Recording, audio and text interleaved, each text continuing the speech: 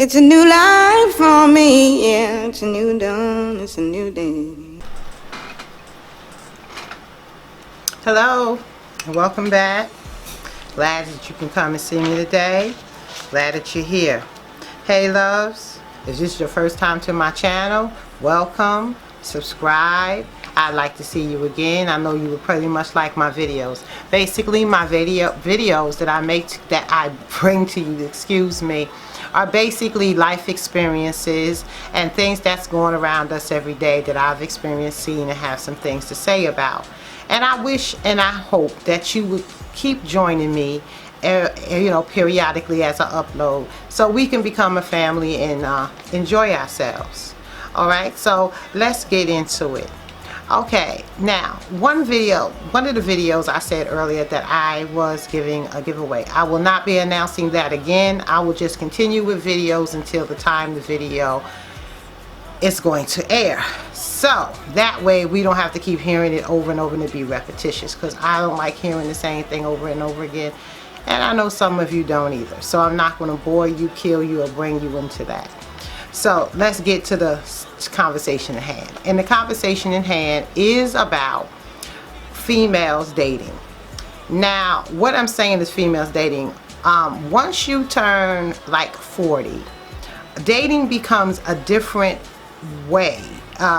Most of the guys that you date at the time after 40 have either been married before, or have children, or have grown children, or grandchildren, or whatever. And it's like a different atmosphere, because you know, not only do the man but the woman as well. Okay, now I have a friend and I love her dearly. She's a very sweet woman, and she is single, and very, very wonderful woman. And she was dating a guy at one time, and the guy ended up getting married and didn't tell her anything about it. Now, you know, we're in our 40s, honey. We not trying to, you know, game time is over. You know, you don't play games no more. When you're a kid, you played, you had your fun, we did our thing. But now we're in our 40s, and we don't need to be playing these kind of games anymore. So, with that being said, she met a couple of guys, and they happen to be some Looney Tunes. Okay, I mean, they're off the wall, crazy, something wrong with them, they need help. I don't know what to say about them. First of all, if a man is living with his mama and he's past the age of 25, you don't need to be dealing with him anyway, because he has what I call the syndrome of failure to launch. He is not able to live outside of his mama house. Who wants anybody that can't live outside of their mama house? I have no clue. 9 times out of 10, they have a drug addiction. They may have an alcohol addiction. It's something that's inhibiting them from failure to launch. Getting out there on his own, getting out there and doing what he's supposed to do, being the man that God made him to do, to profess, provide, and protect.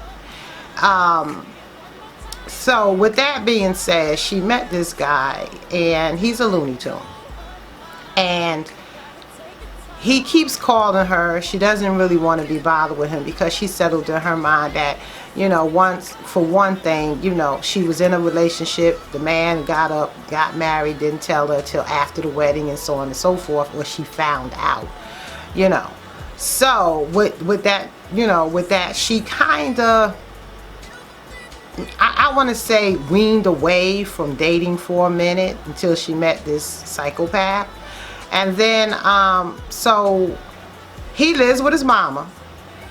He's 50 plus years old, lives with his mom. He drinks a lot, and he doesn't have a car. He's not really stable. I think he has a little piece of job, but I mean, for the most part, I mean, Anyway, I told her, I said, let me tell you something. Be patient. Stop waiting. Stop rushing. Wait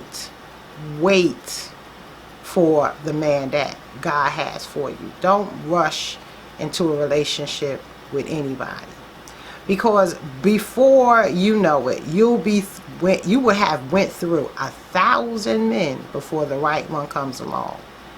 What I mean by that is not exactly 1,000, but it'll be a number of men that you will go through before you meet the right one. So you treat them all the same. Let me tell you something. If they come acting crazy, they are crazy. If they come talking stupid, that's how they think. Don't try to sugarcoat and build a man to be what you want him to be when he himself can't be the man he should be or need to be in God. So with that being said, you know, you need to slow down and focus on yourself. Find out what you need, what you want, what you desire, what you can have before you jump up and rush into a relationship with anybody. You know, you talk to them a little bit. You might go out to eat. You know, first of all, you know, whatever happened to men taking women out to eat? You know, whatever happened to taking you to a restaurant, just having some coffee? You know, whatever happened to that? You know, hey, I want to get to know you, baby. Let's go out and have some coffee. Let's have something to eat, or let's go to a restaurant or to a museum. What happened to that? Why is it that when a man pick up a woman nowadays, he got to go have a hotel room set up for her? You know, I mean, we already know you trying to get some. I mean, that's the whole purpose of you dating us from the beginning. We are not naive and stupid at women at all.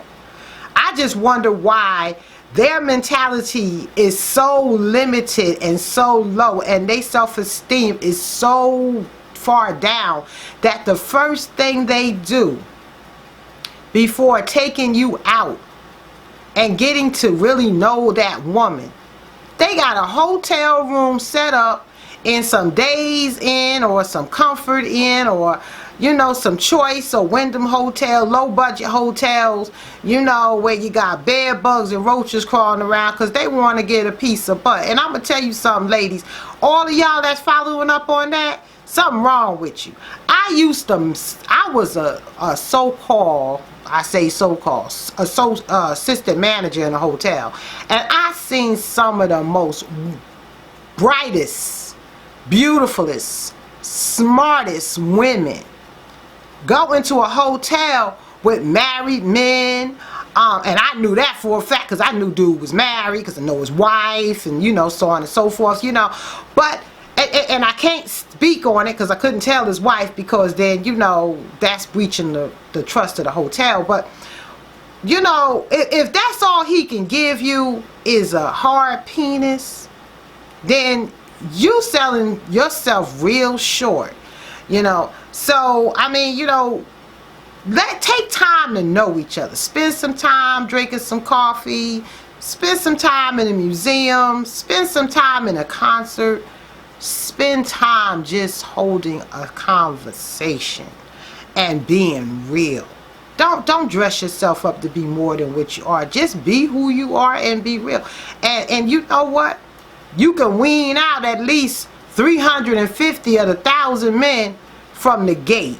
You know what I'm saying? So, like I told her, my advice to her as a friend was to pray on it, but also take it for what it is, let it go, move on, because he's a psychopath and he has failure to launch, which means failure to launch has other issues, and other issues that she, me, or any woman don't need to deal with. I thank God I have the husband I have, and I thank God I met him. But everybody, you know, is somebody for somebody out here, but not a psychopath alcoholic who lives with his mama, or a crackhead, or anything in that nature. You know, women, stick your head up. You're beautiful, you're smart, you're intelligent, and you're a survivor. You are definitely a survivor, especially in these days and times. You own your own home, you own your own car, you got your own business, you got your education, you got your looks, you got your health, you got God. You don't need a man. Not truly, you don't. We want one. But if God gives you one, make sure that he's the one that God sent for you. Because the enemy is sending you all kinds of garbage too. And he'll be sweet and kind and nice and generous and thoughtful, but he ain't for you. Until later, I see you soon. Y'all be blessed.